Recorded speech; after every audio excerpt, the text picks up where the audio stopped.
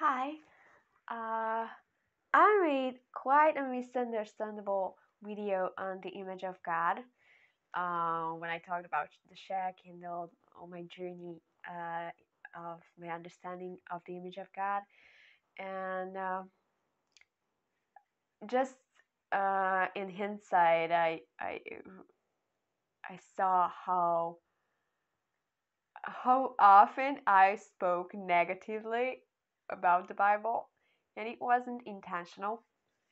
So I don't want to clarify it because I'm sure that the things I've said have to be said that strictly, but I would like to also talk about what I think about the Bible, in case anyone is confused with what I shared in my last video. Um, First of all, I believe in the inspiration of of the scriptures. I believe that the Bible is inspired by the Spirit. Um, what I don't believe is that the Bible is the Word of God. It's part of the Word of God, but the Word of God is way much bigger than that. The Word of God is you know someone. The Word of God has light brown hair and wears a robe. So it's not a book, and this these scriptures are surely part of the Word of God. So I don't deny that they are not inspired, but the Bible is way much smaller thing than the person of Jesus. So it's like you can imagine the Trinity, the Father, Son, and the Holy Spirit, and inside of Jesus you see a smaller circle, and that's the Bible. That's how I imagine it. Like it's something that's in him, part of him, but that's not all that he is. And I don't say that to justify my crazy manifestations or visions, like, oh, even that is part of the Word of God. I don't share this to justify supernatural experiences and visions. Um, Maybe it sounds confusing, but I think that both the Bible and the visions and prophetic things can be very confusing and very misleading based on our preconceived ideas of God. So there are people who say that we only need the Bible. It's all about the Word, and yeah, it's all about the Word, you know, with smiling eyes. But it's like not about the 66 books. The problem with this concept that it's all about the scriptures is that you don't have just the scriptures. You only have the scriptures plus your interpretation. The moment you read it, you somehow interpret it. You can't help doing it. So it's how your brain works. And you can't tell me that, oh, it is written in the Bible, that's why you think this and this or that. But you use the Bible to justify your ideas. And in that sense, it doesn't help you that you read the Bible. Actually, it's quite destructive because all the lies you have in your head are seem to be justified by Bible verses. Um, so when people say that it's only a Bible, it's a solid rock, yeah, it's a solid rock, but you can't uh, you won't be able to perceive it that way because your interpretation will be always part of the equation. I don't say that God is not able to talk to us. Surely He is. Like, I'm all about the prophetic, but some people even call me prophetess or something, which I don't really think that something that I would like to wear as a label. But I do believe in the prophetic. But I also see that sometimes people come up with like visions and experiences, and it's so in contrast with the nature of God that I tell them that I don't know what you experienced. I won't question it, but that's not what God looks like. Okay, I don't know where this went wrong, at which point, but I just see that what you said is not what God is like. Sometimes when I hear like this testimonies of heaven and hell, and sometimes they are very encouraging and great, but at other times they are like, I don't know. I don't know whether we believe in the same God. Like the God I live with is way much nicer than that. And I'm not there to like disqualify people or disqualify the whole experience, but we need to be careful with our interpretation, because our interpretation is very uh, has a lot to say, both in experience and in reading the Bible. Actually, all the translations are interpretations of the Bible. Like, I'm a translator, I'm a qualified translator, and I haven't translated the Bible, but I have translated a lot of things, and I always the structures of the languages are so different that without intentionally changing the meaning, you actually change the meaning. And you need to be very careful. Sometimes describe a whole a word in a whole sentence to make it sure that the meaning is transferred into this other language. So there's this word, and there are the synonyms, and sometimes the word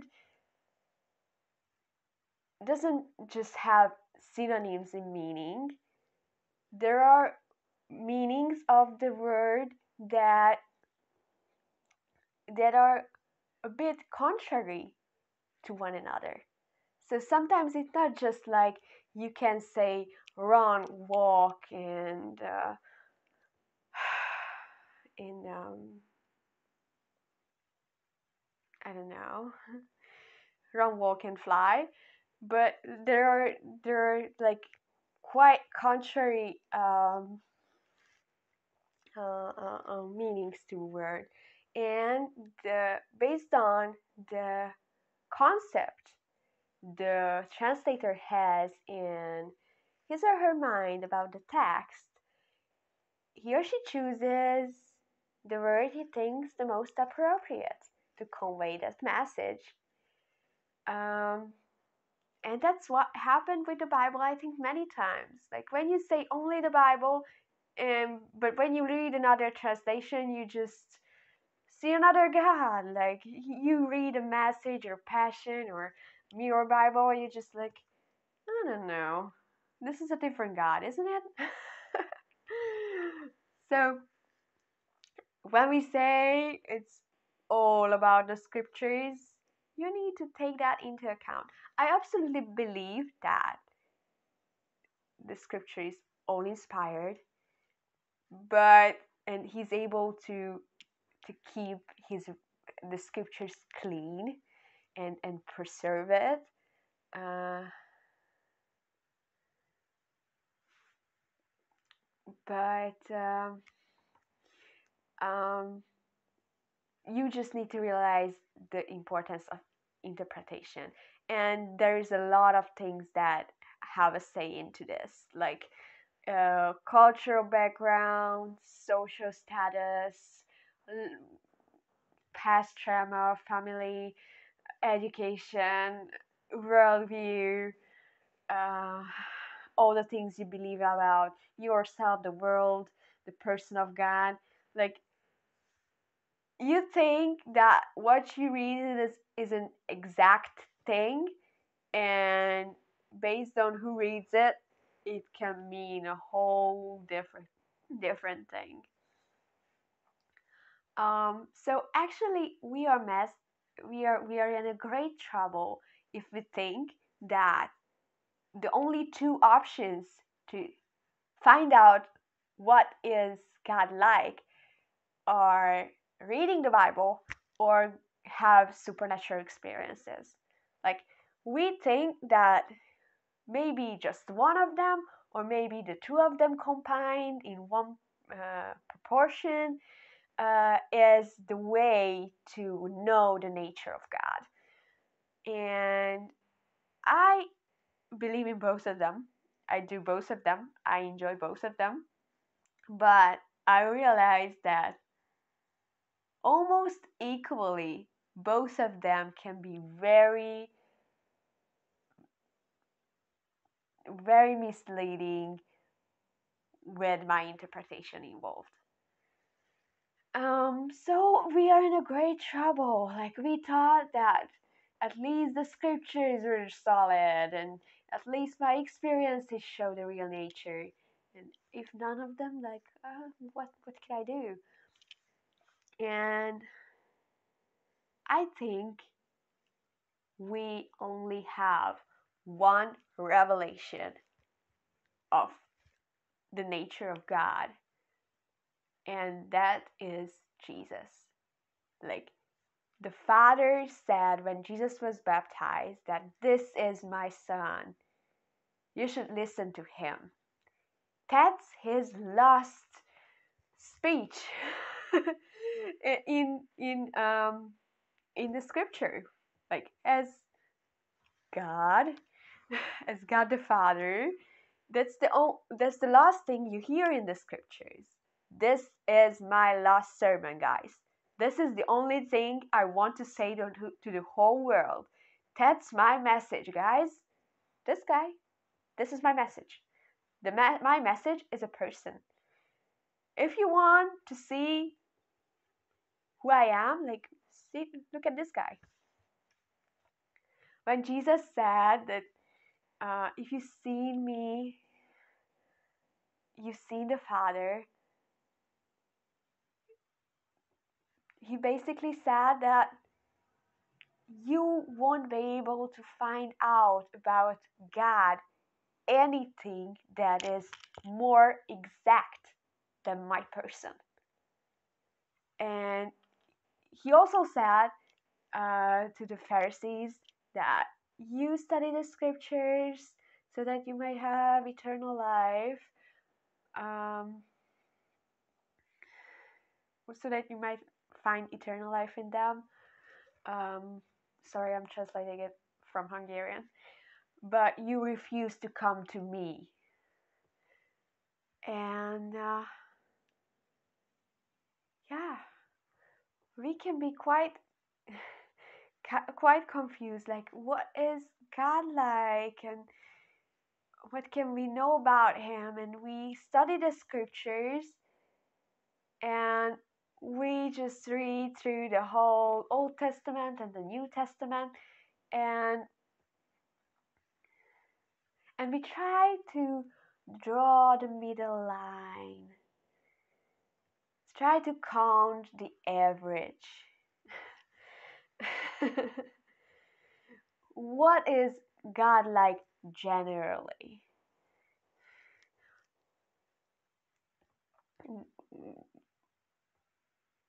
We take the Bible verses of slaughters in the Old Testament, and the revelations of God's love in John, and we try to, like, divide them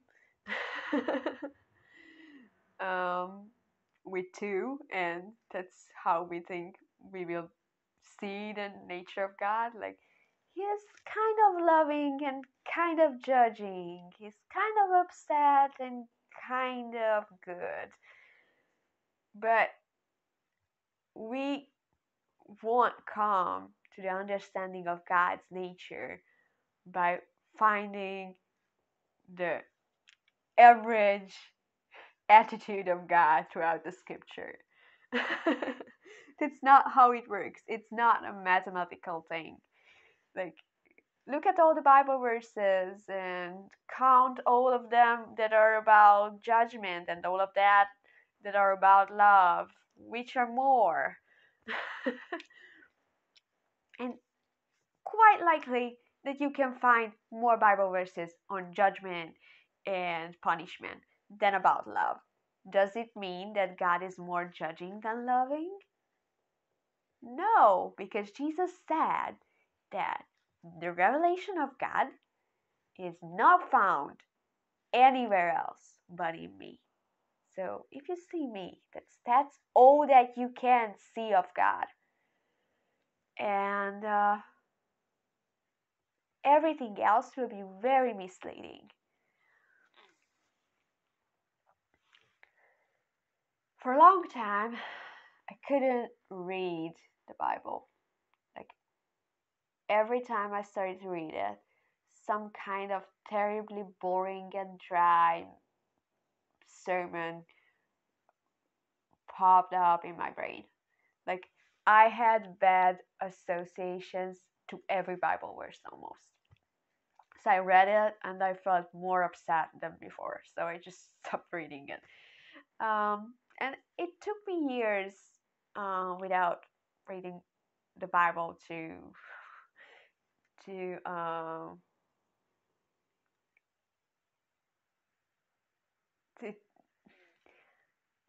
to have a better understanding of it so that I can enjoy it again. For example, uh, the only thing I could read for a long time was the Song of Solomon because no one ever preached on it. Like, the only time a Christian would use in my surroundings a Bible verse from the Song of Solomon was on wedding cards. Little quote with roses. And I had zero bad association with the Song of Solomon. And that's where I started to study it, and I had a revelation of all the gospel and all the person of God inside uh, of the Song of Solomon. So that was my Bible for a long time. And later I realized that the early church used the Song of Solomon as their Bible because they didn't have a Bible. Like, at least they knew that all the prophecies have been fulfilled in Jesus, so they don't need to imagine themselves like, maybe I'm the judge, Egypt or Babylon. Like, sometimes Christian like try to take the positions um, of these Old Testament characters and try to assume that those Bible verses about them, and I'm like, I'm not sure. So at least the early church knew that those things are fulfilled in Jesus. So what do we have as a scripture? And the first thing um, they used before the letters, because there were a lot of letters though at this time, like in the early church every apostle, like I don't say that every, but most of the apostles wrote letters, and you couldn't know which is the Bible and which is not. So it's like everyone with all kinds of understanding of Jesus wrote letters. Like, people who didn't believe that Jesus was God wrote letters. So um, they didn't really have scriptures at this time, and what they used as an understanding, as some tool to understand the nature of God, was the Song of Solomon. And it was so funny because it was the same with me, and I and I came to realize this just afterwards.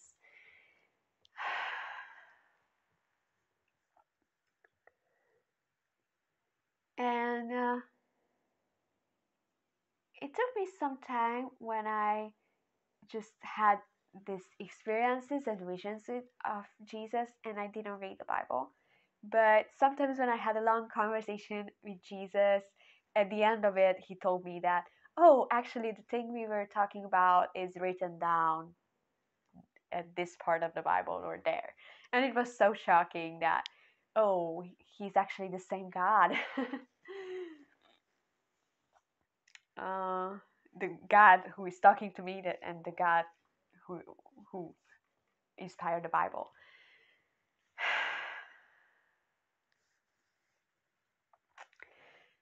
And there was a point when I had this, and I got so brainwashed washed with Jesus that I had these Jesus glasses, and everywhere I read the Bible, no matter how judgmental the phrase was, it was all about Jesus. And now I basically enjoy reading the toughest scriptures because it shows me how much we needed Jesus. It shows me how much we are forced to take our only option, which is to be substituted by Jesus. So it's like maybe a forcing agent to the one and only Savior. So, in that sense, I really enjoy reading the Bible now, and I have so much fun with the toughest verses. I don't say I always understand it, and if it bothers you and you can't put it together with the goodness of God, don't put it anywhere. Just put it on the shelf, and maybe the Holy Spirit reveals it to you later. It's better not to put it anywhere than putting it into a wrong place. um, it's better to say I don't know than saying I do know and you mean something very crappy about it. Um, yeah, so after a while, I even started to see Jesus in all the Bible school stories, like the story of Joseph and the story of Samson, and these allegories are not full circle most of the time, but they are very like revelatory. Like they show some aspect of Jesus like so intensively. And for example, I don't say that you should believe that, but for me, like there was a time when I realized that, oh, even the story of Samson is about revealing Jesus. Like he gathered all the people into one place so that he would die and he would cause the death of all who were present there.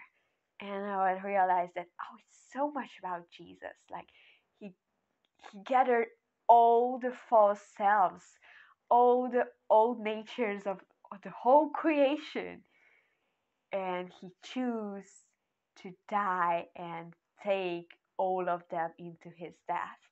So, and the story of Joseph, like he has been sold, just like Jesus has been sold, and then he went to the lowest in prison and uh, into the bottom of the society, and then he was raised from there to the highest honor, and then he was the one through whom all the people of Israel got saved in the famine. Isn't it like Jesus? So after a while, I had these Jesus classes, and then the Old Testament was a lot of fun. But remember when when the disciples uh, were angry about a city who didn't accept Jesus and his message, and they uh, said that we should call down fire on this city, and Jesus said, "You don't know what spirit is in you." And he basically said, like, dude, the stuff you just said is quite demonic. So it's quite tough from Jesus' mouth. But reading the Old Testament, it would be something that God would do. He would judge the people who doesn't accept him. So it was quite contrary to what the Old Testament showed of God. So it's fun. that you can conclude logically from all the experiences and all the Bible verses, and it's not your table at all. Like you can't conclude anything from the nature of God based on your understanding. That's why the Father said that, look at this guy. um, and it can be very revelatory to see what Jesus said, but even crazier is what he preached about the nature of God with his behavior, like allowing Judas to sit at the table on the Last Supper and having the first communion with him, or saying to the girl who committed adultery, who could be rightly punished based on the Old Testament, that, okay, I don't blame you, go away. Don't say no anymore. So it's like how he treated people and how he reacted speaks so much of God's nature. And if we believe anything harsher and stricter and meaner than how about God than how Jesus behaved, I don't know. Maybe we are deceived.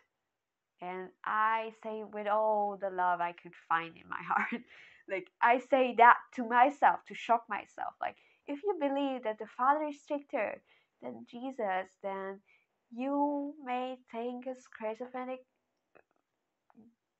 God is what you have. Yeah.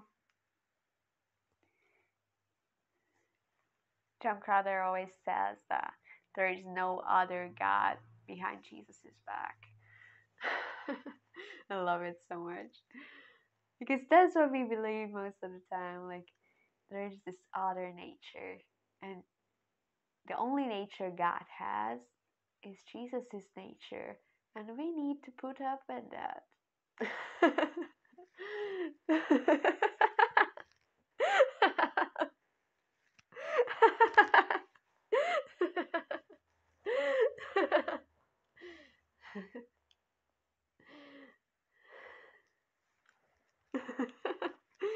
That makes me so happy when I talk about what he's like. He's so, so nice and so kind. Oh, look at the cross, like carrying himself up. The Father is not less good than that.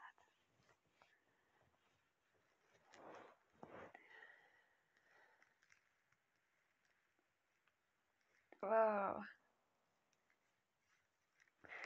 Oh. Oh, may the Holy Spirit breaks down all the strongholds we have or in our brain about Him, all the false beliefs be broken in the name of Jesus.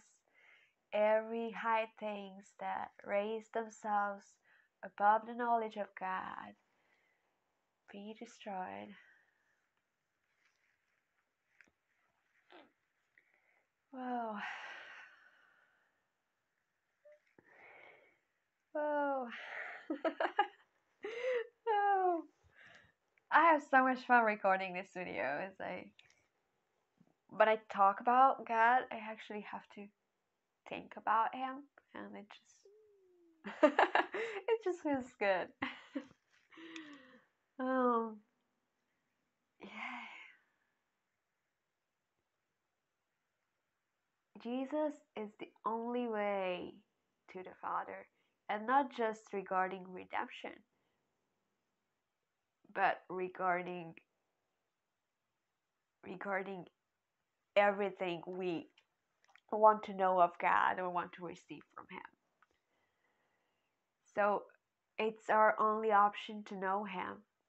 Like when Jesus said that I am the way, the truth, and the life, He basically said that if you want to know me that know me. Like, there's no other way to me. The only one who researches the depths of God is the Spirit. Only God knows Himself. Like, um, we are unable to conclude. Of course, He can show and reveal us things, but it's all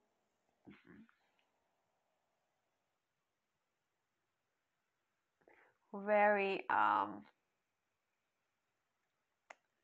subjective, comparing to His person, and He can interpret Himself very well. He knows Himself. Knowing means experiencing union, living in union, giving yourself up to someone.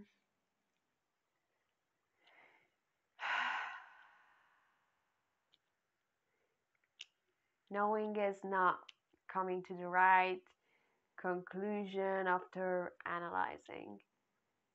It can be, but there is a greater understanding of Him is knowing. Like, you can gather information about my pinky and pretend that you know me. Even if you have all the right information and came to the right conclusion, it's still not knowing me. You might know a part of me, but that's not who I am. So, if we want to know Jesus, probably it's not all about being expert in the study of the prophets or study of any part of the Bible. It can be that the Bible is part of the Word of God, but the Word of God has light brown hairs down to his waist and glowing eyes, and he's in a good mood.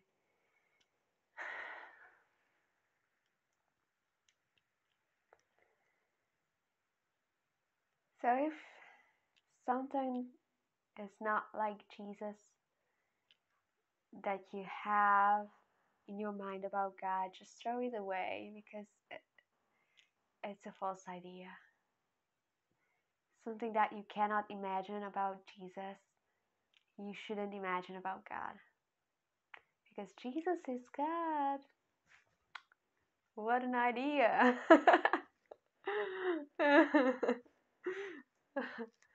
I should receive a theology degree for that idea.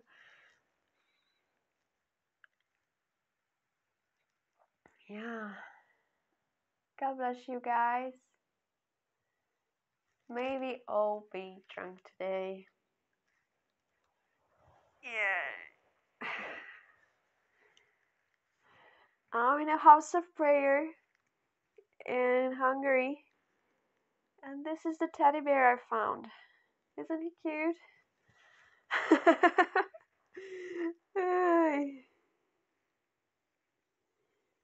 Oh my gosh.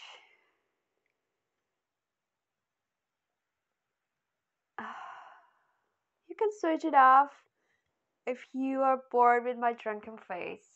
But I feel like recording of some of my drunken face.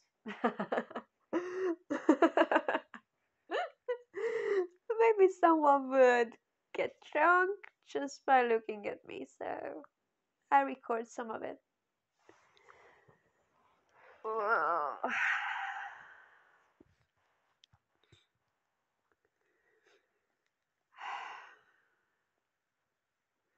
What made me drunk today is listening to Stuck With You from Justin Bieber.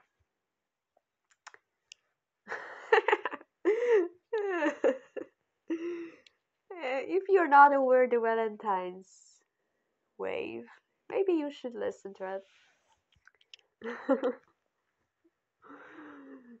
Oh.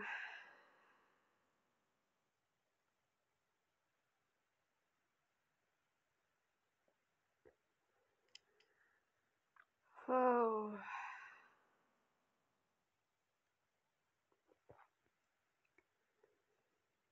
God bless you guys.